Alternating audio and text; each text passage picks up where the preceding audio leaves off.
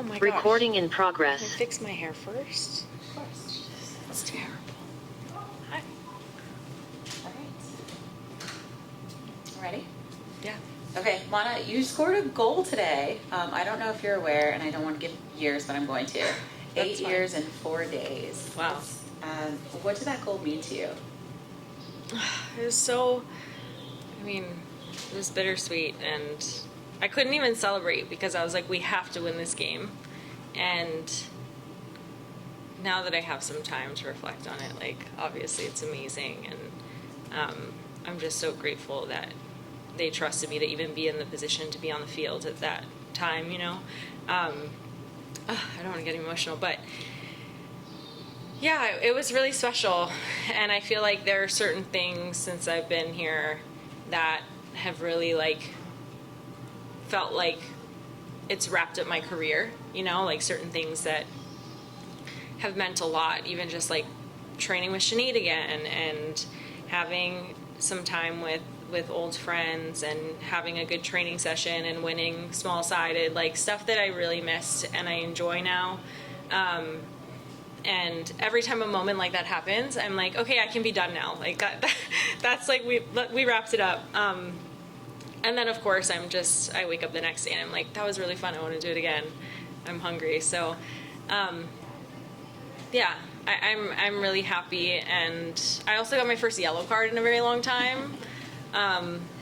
But obviously we had to win that game, and it's hard because I'd rather sit on the bench and win and go to the semifinal than play and score a goal and tie 1-1. Like, that's the bottom line. So. All right, we'll go Nubia and then JJ.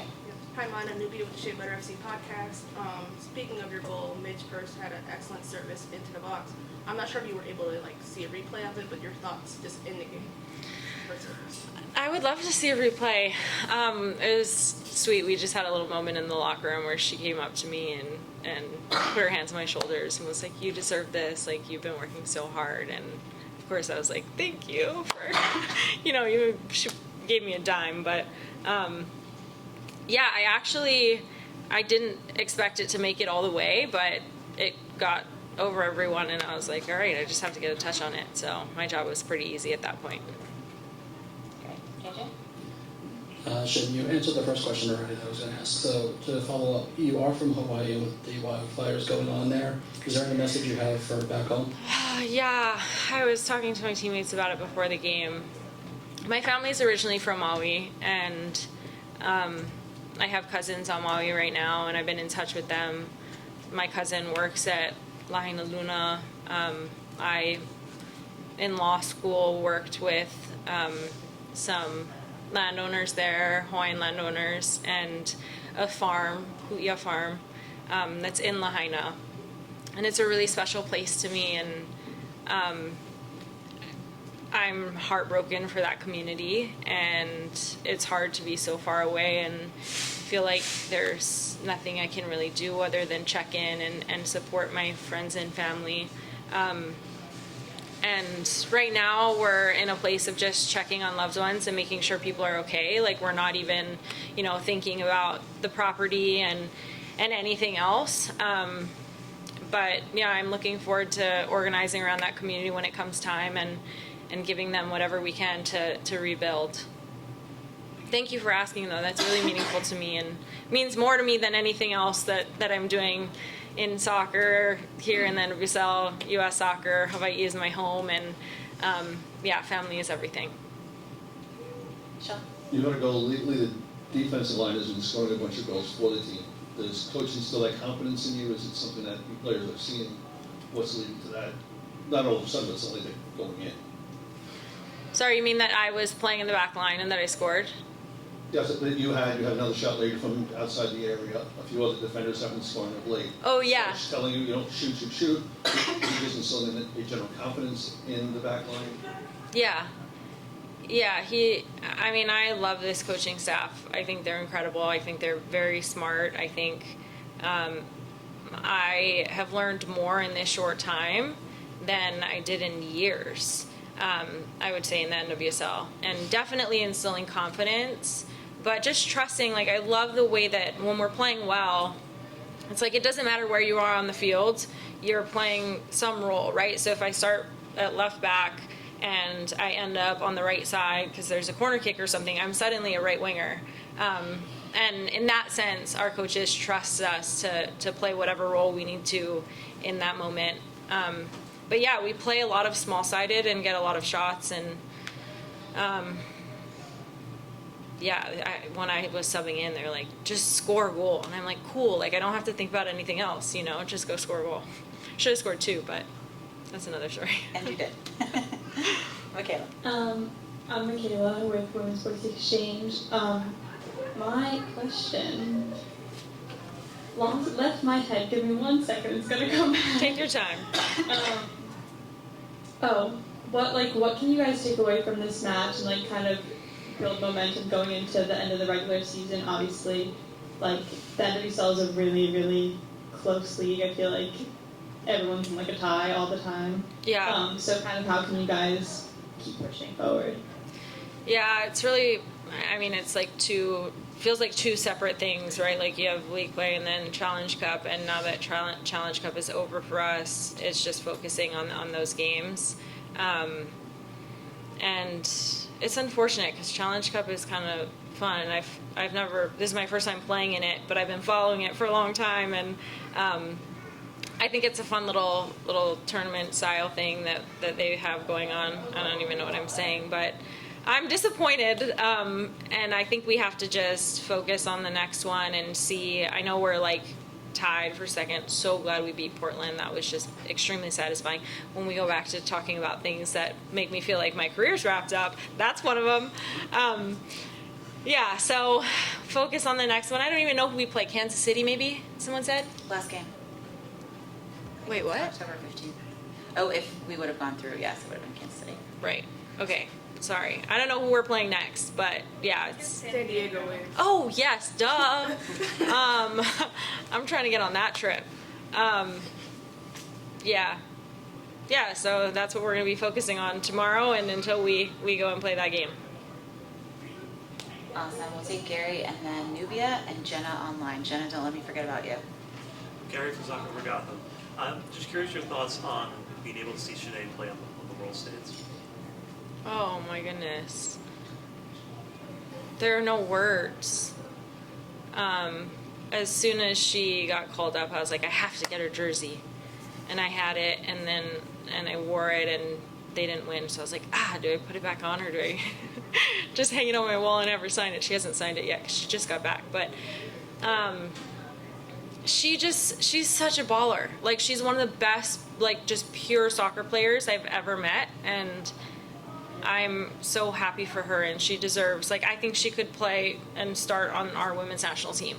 That's how good she is, and I'm just so happy to see her getting to enjoy it again, and I'm looking forward to her coming back because training with her is the best. We had one training session, you guys, it was that for me, honestly, there was one session, it was me, Sinead, and Delaney in the midfield, and we just balled out, and I was like, I'm done. I can be done now. That was so fun. So hopefully more of that. Thank you. Nubia? Yep. Okay. Well, Gary took my question, so I'll just ask another. We've seen, the NWSL PA get more involved with, now the CBA, and we have UKG as a sponsor for the Challenge Cup. So I guess, what are some positive steps in the league that you've gone to appreciate? Oh, there's so many. Too many to even name. But, yeah, obviously the CBA is huge. And there's just a lot more support and infrastructure, and even just this game day, it just feels way more professional. And I was with Portland for a long time, and that was supposed to be the standard, right? But nothing comes close to what I feel here, and just the sense of safety and security and trust that people have in each other, and professionalism. So from a player's perspective, that's really nice, and I feel really grateful that I get to just enjoy it, that I'm here and I don't have to worry and stress about all of the little things that were obviously on my mind back then. But I think there are going to be many other milestones ahead that we can celebrate, but for sure I think the biggest one is the CBA and just the investment. I laugh when Jessica Berman talks about it because it's so like sincere, and she talks about the pie and make the pie bigger, and I just love having a commissioner that is like, let's get it, and she wants to collaborate with us at US Soccer and everyone, I think, supporting her, and Carlin, head of strategy at NWSL, like they're all really doing their best to help this league grow. And yeah, and I think the clubs are pushing each other. I was so happy to see Angel City and everything that they were doing, because I think it pushed a lot of other clubs to do well, especially with women leadership and ownership. All right, Jenna Tonelli online. Hi, Mana. Thank you so much for taking the time, and congrats on your goal. Thank you. I just wanted to ask a little bit just about Gotham as a club, and just kind of first, what made you feel like you could come and kind of like find this closure with Gotham, like why Gotham was a place to do that, and also just kind of, you've touched on it already, how it's kind of a special place, but just anything else you have to say about, you know, your experience with the club and what makes it so special.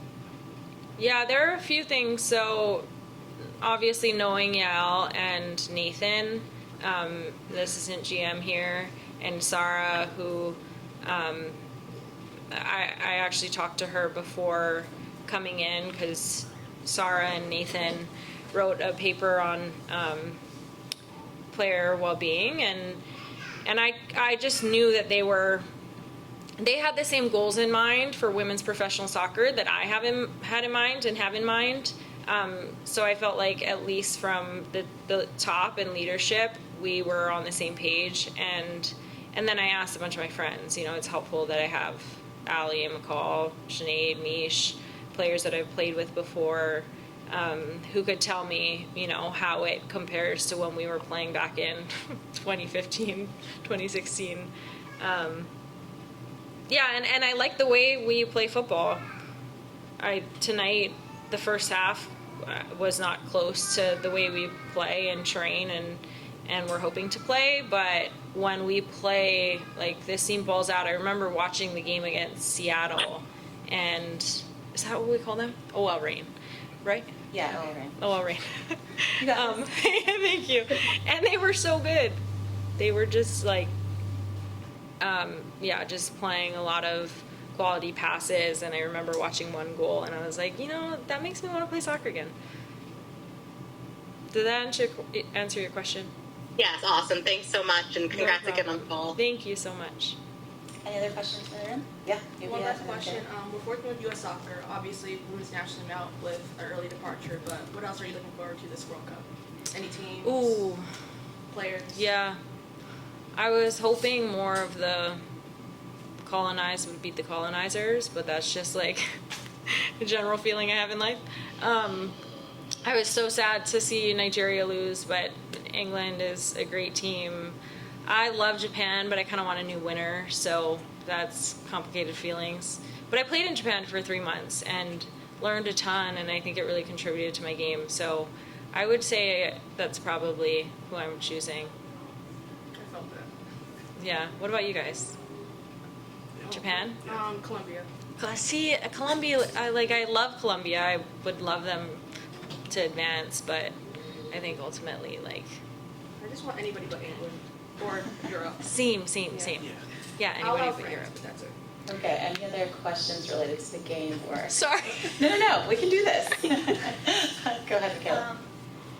You mentioned that there was like one day in training with you and Delaney. Mm-hmm. Kind of like, just what are your thoughts on her as like a player and kind of how she like, you know, you said she balled out. Yeah. So, yeah. I love her as a player and as a person, but I really enjoy playing with her. I think she's really smart and technical and sees the game the way I do. And she's one of the first people when we like break up in teams. I'm like, oh, is Delaney on my team? And she also just like has good vibes. And when we go out for training, if I'm having a tough day or just need to like get some energy, I look to her and I'm like, hey, we're gonna have fun today, and she gives me a smile. So she's not super expressive, but I think she has a really good heart and loves the game the way I do. So it's been fun. Thank you. Yeah. Awesome. Anything else? Jenna, feel free to unmute if you have anything else. No, I'm all good. It's late, so.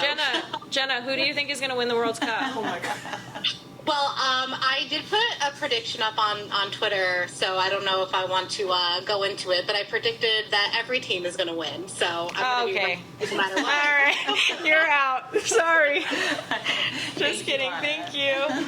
Thank you all for your time today. Thanks, We'll, everyone. Nice to send out see the you all. report. Thanks Thanks for so much. waiting. Sorry I got